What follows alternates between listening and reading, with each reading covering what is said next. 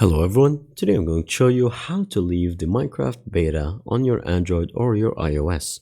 Make sure to watch the video to the end, not to miss any important details, like and subscribe.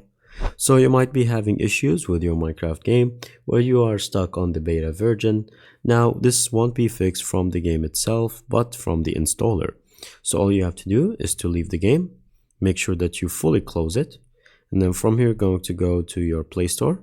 Now here in the Play Store, we're just going to search for Minecraft normally, and we're going to find it here in the shop.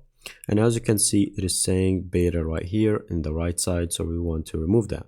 First of all, you're going to have to uninstall the game, so make sure to back up any files that you've had, or maybe just remember them or save them or just keep on it. But any files that you've made while you're on the beta will instantly get re-erased and fully gone. So you cannot use them normally in the normal version of Minecraft, since the beta version has more updates and more features which will not be optimal for the normal world.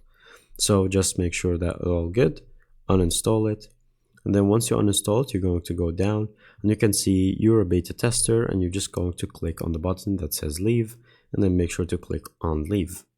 Once that is done, it's going to remove you from the beta.